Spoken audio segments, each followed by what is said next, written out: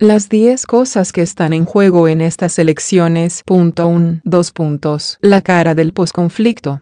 La disyuntiva este domingo no es necesariamente entre paz o guerra, como lo han planteado del lado petrista, ya que Iván Duque tiene pocas posibilidades jurídicas de modificar lo que tiene que ver exclusivamente con las FARC, y los ex jefes guerrilleros han dicho que no volverán al monte. Más bien tiene que ver con si el acuerdo de paz marcará la hoja de ruta del futuro de Colombia, o será una política enfocada en garantizar que los desmovilizados no retomen las armas, pero no el eje que marca la senda de los próximos años de Colombia. La consecuencia de que gane un candidato u otro se reflejará en la cara que tenga el posconflicto. 2. Un proyecto conservador o uno progresista. Más allá de que el uno representa a la izquierda y el otro a la derecha, Iván Duque y Gustavo Petro representan dos visiones del mundo diferentes desde la perspectiva de los valores que promueven y de la posición que asumen frente al cambio social. Duque representa una mirada conservadora y Petro una progresista. Para Petro, hay una interdependencia entre los diferentes tipos de derechos. Por ejemplo, él considera que en algunos casos el derecho a la vida depende de la protección del ambiente o de la soberanía de las comunidades sobre sus territorios. El efecto práctico de esto es que cuando se presente un choque de derechos entre, por ejemplo, el derecho a la libre empresa y el derecho al ambiente o la autonomía y soberanía de las comunidades étnicas sobre su territorio, Petro tenderá a privilegiar lo segundo porque cree que así está defendiendo la vida, que es un derecho inalienable. Duque, en cambio, representa el conservadurismo anglosajón que promueve la libertad de empresa, la iniciativa privada y el ánimo de lucro, como lo definió el analista Francisco Miranda.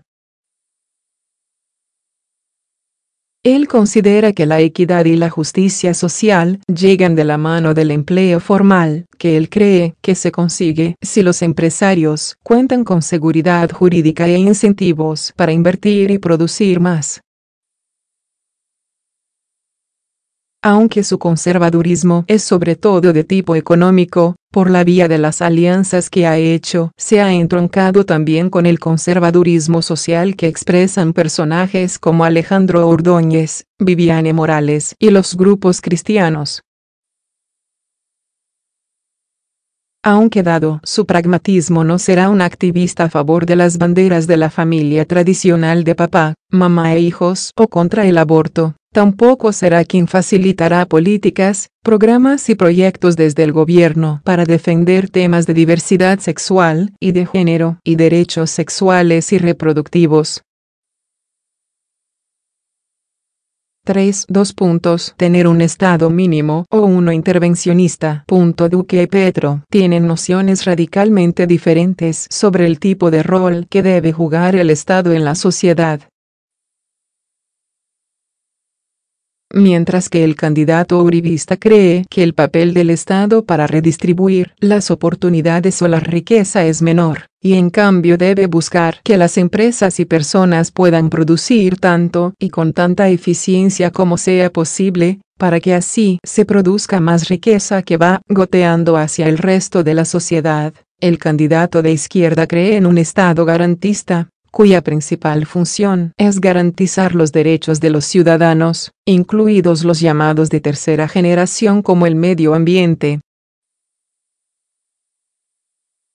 Una de las consecuencias de la visión que se imponga el domingo es que mientras con Duque habría un Estado en principio más pequeño con menos incidencia en la sociedad, y que le imponga menos regulaciones al sector privado, el de Petro sería más grande, con mayor intervención en la economía y asumiendo roles que hoy cumple el sector privado como ser intermediario en la salud, dado que desaparecería las EPS, ser banco para los pobres o propiciando la industrialización de sectores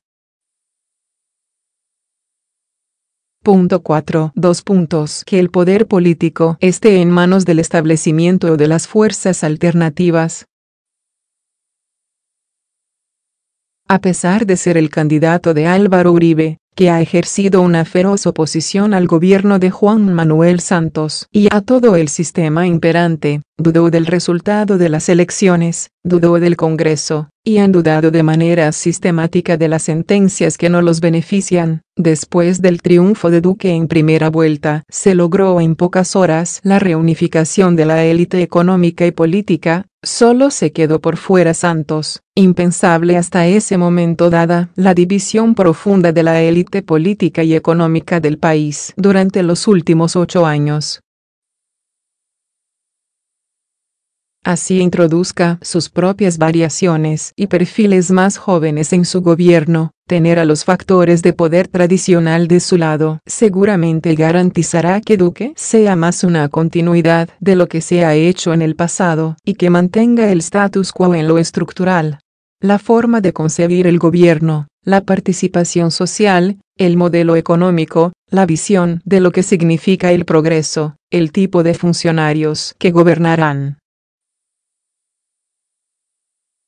Por el contrario, si Petro llega a la Casa de Nariño, lo hará impulsado por todo el movimiento social que tiene de su lado, desde los sindicalistas hasta las comunidades afro, campesinas e indígenas, pasando por las principales organizaciones animalistas, ambientalistas, feministas, LGTBI, y otros que conforman lo que él ha llamado las nuevas ciudadanías. También tiene el apoyo de los políticos alternativos como Antanas Mockus, Claudia López, Antonio Navarro e Ingrid Betancourt y muchos intelectuales y artistas. En esa medida, el triunfo del candidato de las fuerzas alternativas significará una ruptura con la forma tradicional de priorizar los problemas y de abordarlos, de concebir la participación de las organizaciones sociales y de darle voz a sectores que normalmente no se han escuchado. 5. El empoderamiento de una nueva izquierda.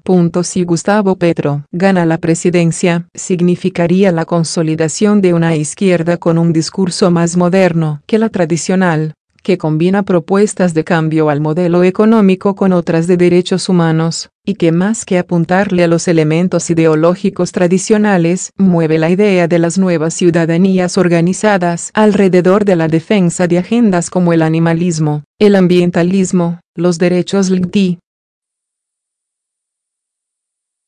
Eso le permite ganar fuerza con sectores y movimientos sociales que no han tenido un protagonismo político en Colombia. Dado el poder que da la presidencia, un triunfo de Petro no solo empoderaría nuevas voces en los medios y unas agendas de discusión totalmente diferentes, sino que también reforzaría opciones políticas de izquierda para las elecciones regionales del próximo año. 6. El empoderamiento de una nueva derecha. Si gana Iván Duque, seguramente se consolidaría una nueva derecha que va más allá del uribismo y que incorporaría a los conservadores y a los movimientos religiosos que hasta ahora habían estado marginados del poder nacional. Dado el poder que da la presidencia, un triunfo de Duque, además del regreso del uribismo a la Casa de Nariño, empoderaría nuevamente voces de derecha en los medios que prácticamente desaparecieron con la presidencia de Uribe y unas agendas de discusión diferentes a las que vivimos los últimos 8 años. Además, reforzaría opciones políticas de derecha a nivel local para las elecciones regionales de 2019. 7. El paso a la historia de Santos. Como lo contó La Silla Vacía antes de la primera vuelta y como dice el analista Carlos Suárez, una de las cosas que está en juego en esta elección es el paso a la historia de Santos en una narrativa bondadosa o una histórica del que entregó un país para obtener un Nobel para él. Uno de los efectos principales de un eventual triunfo del uribismo es que habrá un esfuerzo por cambiar la narrativa sobre lo que significa Santos en la historia de Colombia, comenzando por debilitar los ejes del acuerdo de paz firmado en La Habana y probablemente, como dijo en su columna Héctor Riveros, arrogándose el papel de quien con sus ajustes al acuerdo construyó la verdadera paz. Seguramente, también habrá un mayor espejo retrovisor sobre la forma en la que fue elegido Santos con financiación de Odebrecht y compra de votos, sobre la mermelada que repartió, y en general, sobre su gestión. 8. La transformación de la clase política. La clase política se juega su transformación porque los dos candidatos que llegaron a la final no provienen de los partidos tradicionales y de hecho crecieron sobre la base de los ataques de ambos a la clase política tradicional, aunque ahora toda ella esté rogando una foto con Duque. Pero perderán mucho si van a Petro, porque en esta segunda vuelta sus manifestaciones de adhesión a Duque se convirtieron en munición para el petrismo. Algunos entenderán que, si no se transforman, se hundirán junto con el sistema que Petro propone acabar por cuenta de su comportamiento en tantos años de corruptos, dice Carlos Suárez. 9. La realidad política regional.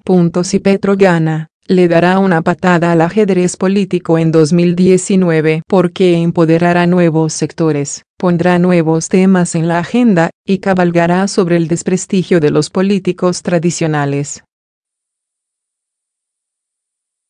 Si gana Duque, probablemente habrá una recomposición del poder dentro de la clase política tradicional, pero con mayor juego para los candidatos conservadores y de derecha. 10. La alineación de la política internacional. Uno de los temas menos discutidos en la campaña, más allá del tema de Venezuela para reforzar el miedo al castrochavismo, fue la política internacional, una de las áreas donde hay mayores incógnitas respecto a ambos candidatos. En el caso de Petro, porque en su programa hay un silencio grande sobre cómo piensa manejar las relaciones diplomáticas con el presidente venezolano Nicolás Maduro, cómo piensa abordar el fallo que está próximo a salir sobre la disputa limítrofe con Nicaragua y la relación con Donald Trump, de Estados Unidos.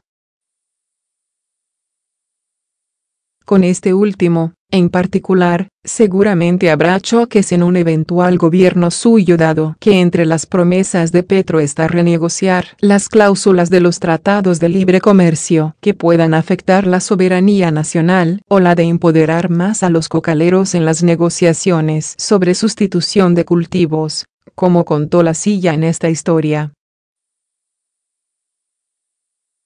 En el caso de Duque, habría una alineación muy grande con Estados Unidos como lo demostró que en campaña el candidato se mostrara favorable a mover la embajada colombiana a Jerusalén, su apertura a volver a la fumigación de cultivos ilícitos y su disposición a extraditar a los jefes guerrilleros que vuelvan a delinquir.